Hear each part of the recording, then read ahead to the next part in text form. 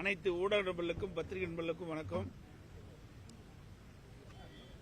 கழக அமைப்பு செயலாளர், முன்னாள் அமைச்சர், தூத்துக்குடி வடக்கு மாவட்ட கழக செயலாளர் திரு எஸ். கடம்பூர் ராஜ் அவர்களுடைய தந்தை ஆர். செல்லையா அவர்கள் 25/7/2024 அன்று இயற்கை எய்தினார்கள். நான் ஏற்கனவே அவரது மறைவிற்கு எனது ஆழ்ந்த இரங்கலை தெரிவித்திருக்கின்றேன். இன்று திரு கடம்பூர் ராஜ் அவருடைய இல்லத்திற்கு நேரில் சென்று அவரையும் அவர் குடும்பத்தாரையும் சந்தித்து ஆறுதல் கூறி வந்துள்ளேன். இன்றைய தினம் தமிழகத்தில் சட்ட ஒழுங்கு முழுமையாக சீர்கெட்டுவிட்டது. எங்கே பார்த்தாலும் கொலை, கொள்ளை, திருட்டு, வழிப்பறிவு, பாலியல் வன்கொடுமை அன்றாட நிகழ்வாக நடந்து கொண்டிருக்கிறது. வன்மையாக கண்டிக்கத்தக்கது. இன்று கூட சிவகங்கையில்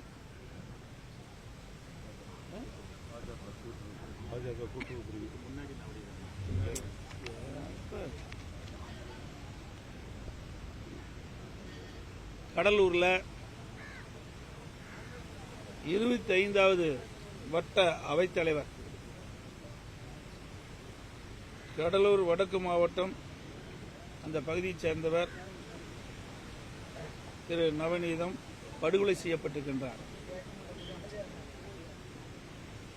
ஆக தினந்தோறும் கொலை நடக்காத நாளே கிடையாது. ஜனவரி 1 முதல் 200 நாட்களில் 595 கொலைகள் நடந்துள்ளது இந்த விடியா திமுக ஆட்சியில். இன்றைக்கு தமிழகம் கொலை மாநிலமாக மாறியுள்ளது, வேதனை அளிக்கின்றது. நேற்றைய தினம் 27/2024 அன்று தருமபுரி மாவட்டம் தருமபுரியில் மாவட்ட ஆட்சியாளர் அருகில் புதிதா ஒரு பிரியாணி கடை துவக்கியிருக்கிறாங்க. தொப்பி பாப்பா அந்த பிரியாணி கடையில் முகமது ஆசிக் என்ற இளைஞரை 4 பேர் கொண்ட கும்பல் பயங்கர ஆயுதத்தால் தாக்கி வெட்டி கொலை செய்யப்பட்டிருக்கின்றார். இந்த காட்சிகள் ஊடகங்களில் வந்துள்ளன. அன்றாட சம்பவங்களாக இன்றைக்கு இந்த கொலைகள் நடந்த வண்ணம் உள்ளன.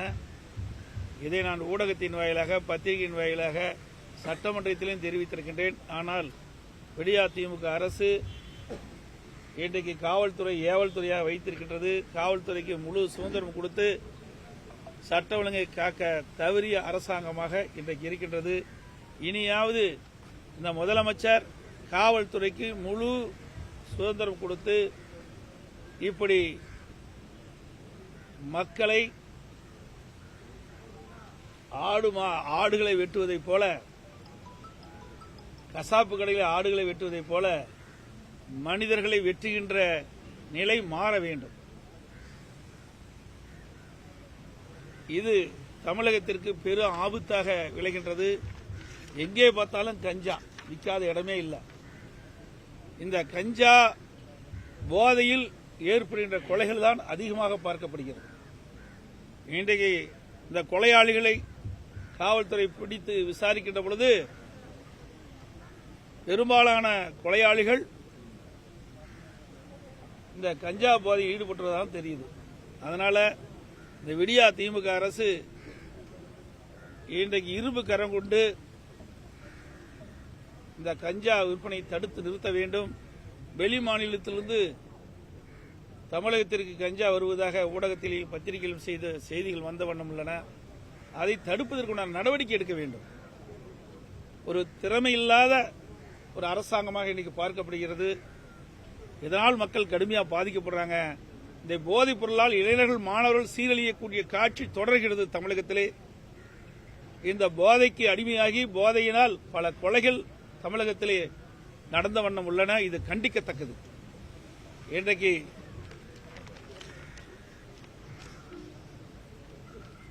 பகுஜன் சமாஜ் கட்சியை சேர்ந்த மாநில தலைவர் ஆம்ஸ்டாங் படுகொலை செய்யப்பட்டிருக்கின்றார். இன்னைக்கு திருநெல்வேலியில் ஜெயக்குமார் காங்கிரஸ் மாவட்ட தலைவர் படுகொலை செய்யப்பட்டிருக்கிறாங்க. இன்னும் அதை கண்டுபிடிக்க முடியல. இப்படி அரசியல் கட்சி சேர்ந்த பிரபுகளும் கொலை செய்யப்படுவது சர்வசாதாரணமாக இன்றைக்கு தமிழகத்தில் நடந்து கொண்டிருக்கிறது. வன்மையாக கண்டிக்கிறோம். இன்றைக்கு பொதுமக்களுக்கும் பாதுகாப்பு இல்லை, அரசியல்வாதிகளுக்கும் பாதுகாப்பு இல்லை, பெண்களுக்கும் பாதுகாப்பு இல்லாத ஒரு சூழ்நிலை தமிழகத்தில் நிலவுகிறது. அதோடு நேற்றைய தினம் திராவிட முன்னேற்ற கழகம் ஒரு ஆர்ப்பாட்டத்தை நடத்தியிருக்கின்றது. மத்திய அரசை கண்டித்து ஆர்ப்பாட்டம் நடத்தப்பட்டிருக்கிறது.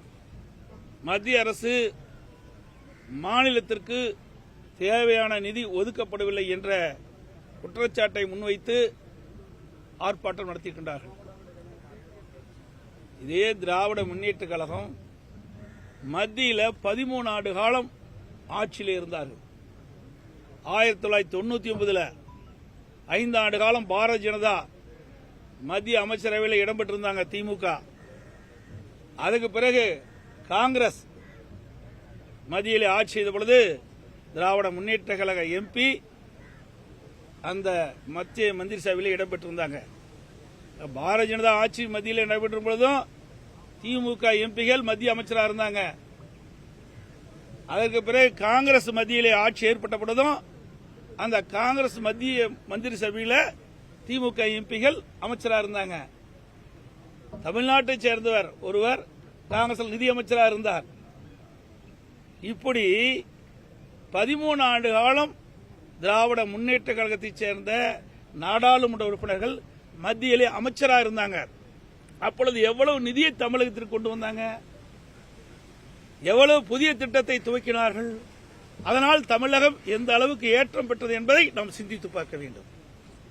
இன்றைய தினம் தமிழகத்தில் திமுக மீது கடும் கோபத்தில் மக்கள் இருந்து கொண்டிருக்கின்றார்கள். மக்கள் விரோத ஆட்சி நடைபெற்றுக் கொண்டிருக்கின்றது. தமிழகத்திலே சட்ட ஒழுங்கு அடியோடு சீர்கட்டு விட்டது, விலைவாசி உயர்ந்து விட்டது, எங்கே பார்த்தாலும் போதைப் பொருள் விற்பனை அதிகரித்து விட்டது. இன்றைக்கு மக்கள் மத்தியில் ஒரு வெறுப்புணர்ச்சி ஏற்பட்டிருக்கிறது. இதை மறைக்க நேற்றைய தினம் திராவிட முன்னேற்ற கழகம் போராட்டத்தை மத்திய அரசின் மீது ஒரு போராட்டத்தை ஏற்படுத்தியது. இதுதான் உண்மை.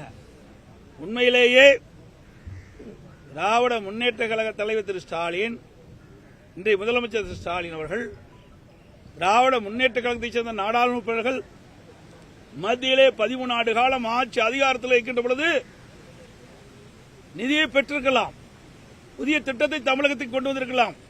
அதையெல்லாம் அவர்கள் செய்யவில்லை. குடும்ப உறுப்பினர்கள் ஆட்சி அதிகாரத்திலே மத்தியிலே இருக்க வேண்டும், அதுதான் அவருடைய எண்ணம்.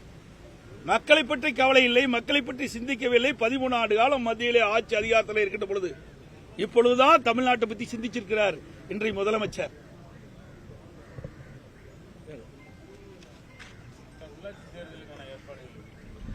அனைத்து இந்திய அண்ணா திராவிட முன்னேற்ற கழகத்தை பொறுத்த வரைக்கும் நடந்து முடிந்த நாடாளுமன்ற தேர்தலிலே அனைத்து இந்திய அண்ணா திராவிட முன்னேற்ற கழகம் வெற்றி வாய்ப்பு இழந்திருக்கின்றது. அதோடு வருகின்ற உள்ளாட்சி தேர்தல் 2026 நடைபெற்ற சட்டமன்ற தேர்தல் குறித்து ஒவ்வொரு பாராளுமன்றமாக நாங்கள் எங்களுடைய பாராளுமன்றத்தில் இருக்கின்ற அந்த 6 சட்டமன்றத்தில் இருக்கின்ற நிர்வாகிகளை அழைத்து கருத்துக்களை கேட்டு ஆக்கப்பூர்வமான பணிகளை நாங்கள் மேற்கொண்டிருக்கின்றோம். கூட்டணி கிடையாது. அதான் இப்ப நான் சொன்னேன், நவநீதன் நினைக்கிறேன், பத்மநாதன் நவநீதன் சொல்றாங்க. என்கிட்ட முழுமையா தெரியல, வரும்போது தான் நான் கேட்டேன். நான் ஏற்கனவே சொன்னேன், அவர் இருசக்கர வாகனத்தில் அவர் கடலூர்ல ஒரு வார்டில் அவைத்தலைவராக இருக்காருன்னு எனக்கு கிடைச்ச தகவல். வருகின்ற பொழுது அவர் இருசக்கர வாகனத்தில் சென்று கொண்டிருக்கின்ற பொழுது அவர் வழிமறித்து வெட்டி கொல்லப்பட்டதாக செய்திகள். அது இன்னும் முழுமையாக கிடைக்கல. அங்கிருந்து நான் வரும்போது அந்த சேகரித்தேன். தான் தமிழ்நாட்டில் அரசியல்வாதிக்கும் பாதுகாப்பு இல்லை, பொதுமக்களுக்கும் பாதுகாப்பு இல்லை. தினந்தோறும் கொலை நடக்காத நாளே இல்லை. இன்னைக்கு தமிழகம் ஒரு கொலை மாநிலமாக காட்சியளிக்கின்றது இந்த திராவிட மாடல் ஆட்சியில்.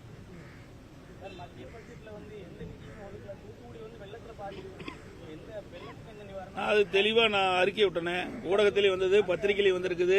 நாங்க கண்டித்து தெளிவான அறிக்கை விட்டுக்கிறோம்.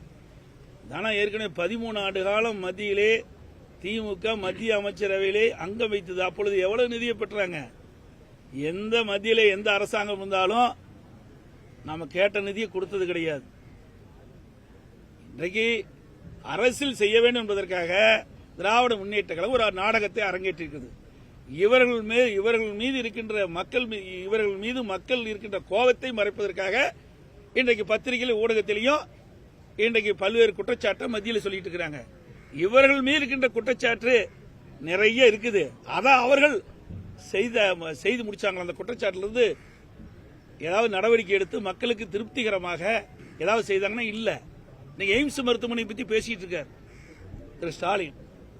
அனைத்து இந்திய அண்ணா திராவிட முன்னேற்ற கழகத்தில் விவசாயிகளுக்கு பயனளிக்கக்கூடிய அற்புதமான திட்டம். சேலம் மாவட்டம் தலைவாச கூட்டு ரோட்டில் 1000 கோடியில் பிரம்மாண்டமான கால்நடை பூங்கா நாங்கள் கட்டி முடிச்சிருக்கிறோம். கட்டி முடிக்கப்பட்டு 3 ஆண்டு காலம் ஆகுது. இன்னும் திறக்காத பூட்டி வச்சிருக்கிறாங்க. 1000 கோடியில் கட்டப்பட்டது முழுக்க மாநில நிதி. அந்த ரிப்பனை கட் பண்றதுக்கு எவ்வளவு நேரம் ஆகும்? கட்டப்படாத எய்ம்ஸ் மருத்துவமனைக்கு குரல் கொடுத்துட்டு இருக்காரு. கட்டி முடிக்கப்பட்ட பிரம்மாண்டமான கால்நடை பூங்கா, ஆசியாவிலேயே மிகப்பெரிய கால்நடை பூங்கா. இவ்வளவு பெரிய கால்நடை பூங்கா கிடையாது. 1050 ஏக்கர்ல கட்டியிருக்கிறோம். அந்த திட்டத்தை துவக்கி வச்சிருந்தா அங்க இருக்கிற அந்த கால்நடை மருத்துவக் கல்லூரி படிக்கின்ற மாணவர்கள் ஆராய்ச்சியில் ஈடுபட்டு இருப்பாங்க. அந்த ஆராய்ச்சியின் மூலமாக விவசாயிகள் பயன்பெற்றிருப்பாங்க. அதையெல்லாம் இந்த அரசு செயல்படுத்த மனமில்லை என்ற அனைத்து இந்திய அண்ணா திராவிட முன்னேற்ற கழக அரசுல கொண்டு வந்த திட்டம் என்ற ஒரே காரணத்திற்காக அந்த திட்டத்தை முடக்கி வச்சிருக்கிறாங்க. ஆனா எய்ம்ஸ் மருத்துவமனை எப்ப பார்த்தாலும் பேசிட்டு இருக்காரு. 1 லட்சம் செங்கலை தூக்கிட்டு இருக்காரு. பல லட்சம் செங்கல்ல கட்டி பிடிக்கப்பட்ட அந்த கால்நடை பூங்காவை திறக்க வக்கில்லாத அரசாங்கம் தான் இந்த திமுக அரசாங்கம். உண்மையிலே மனம் வேதனைப்படுறேன். நான் ஒரு விவசாயி என்ற காரணத்தினாலே விவசாயிகளுக்கு என்னென்ன தேவை என்பதை உணர்ந்து அந்த ஆராய்ச்சி நிலையத்தின் மூலமாக இன்றைக்கு விவசாயிகளுக்கு இன்றைக்கு கால்நடைகளை இன்றைக்கு அதை உற்பத்தி கொடுத்தா அந்த கால்நடை மூலமாக விவசாயிகள் பயன்பெறுவாங்க. நான் முதலமைச்சர் இருக்கும்போது அமெரிக்காவுக்கு சென்றேன். அப்போலோ பால் பண்ணைக்கு செல்கின்ற பொழுது ஒரு பசு 60 லிட்டர் பால் கொடுக்குது. அப்படிப்பட்ட பசுக்களை ஆராய்ச்சி மூலமாக அதை உருவாக்கி நம்முடைய விவசாயிகளுக்கு கொடுக்கலான்னு தான் இந்த திட்டத்துடைய நோக்கம். ஏன்னா அப்படிப்பட்ட கலப்பின பசுகளை உருவாக்கின்ற பொழுது அந்த பசு நம்முடைய தமிழ்நாட்டுடைய சீதோஷ நிலைக்கு தக்கவாறு அந்த பசுவை ஆராய்ச்சியின் மூலமாக உருவாக்க வேண்டும். அதுதான் எங்களுடைய நிலைப்பாடு. அதே மாதிரி ஆடுகள், அது மாதிரி கோழி, அது மாதிரி பன்றி, மீன், இதெல்லாம் இந்த ஆராய்ச்சி நிலையத்தில் வருது. மிகப்பெரிய கால்நடை பூங்கா. நீங்களாம் ஊடக நண்பர்கள் போய் அதை பிடிச்சு காட்டுங்க. நீங்க தான் எங்களை காட்ட மாட்டேங்கிறீங்க. திமுகவுக்கு தான் சப்போர்ட் பண்ணிட்டு இருக்கிறீங்க. யாரும் வருத்தப்படக்கூடாது. நான் ஏன்னு சொன்னா உண்மை நிலையை மக்களுக்கு எடுத்து காட்டுங்க. இன்னைக்கு 1000 கோடியில் கட்டப்பட்ட கட்டடம் பாலடைஞ்சு கிடக்குது. எவ்வளவு பெரிய விஷயம். நீங்க அந்த போய் கால்நடை பூங்கலை உள்ள போய் பார்த்துட்டு வாங்க சார். ஆமா, சிவகங்கையில் அது ஒண்ணுதான். நீங்க சொன்ன மாதிரி யூனியன்ல பாருங்க, படத்தை பாருங்க. இந்த படத்துல சிவகங்கை ஊராட்சி ஒன்றியத்தில், சிவகங்கை மாவட்டம் சிவகங்கை ஊராட்சி ஒன்றியத்தில் ஒரு பெண் அதிகாரி அமர்ந்திருக்கிறாங்க. வேண்டுமென்றே திட்டமிட்டு திராவிட முன்னேற்ற கழகத்தை சேர்ந்த அந்த தொழிற்சங்கத்தினுடைய பொறுப்பில் இருக்கின்ற ஒருவர், அவர் ஏதோ கேட்கிறாரு, சட்டத்துக்கு புறமா கேட்கிறாரு, அதை செய்ய மறுக்கின்ற பொழுது சேர தூக்கி அடிக்கிற காட்சியை ஊடகத்தில் பார்க்கிறோம், வலைதளங்கள் வந்திருக்குது. அது எப்படி அரசு ஊழியர்களுக்கு பாதுகாப்பு இல்லை. இந்த ஆட்சியில் ஒரு மோசமான ஆட்சி நடந்து கொண்டிருக்கின்றது. இது மிகுந்த கவலை அளிக்கிறது. ஊடக நண்பர்களும் பத்திரிகை நண்பர்களும் தான் இனியாவது உண்மை செய்தியை வெளியிடுங்க. ஏன் பயப்படுறீங்கன்னு எனக்கு தெரியல.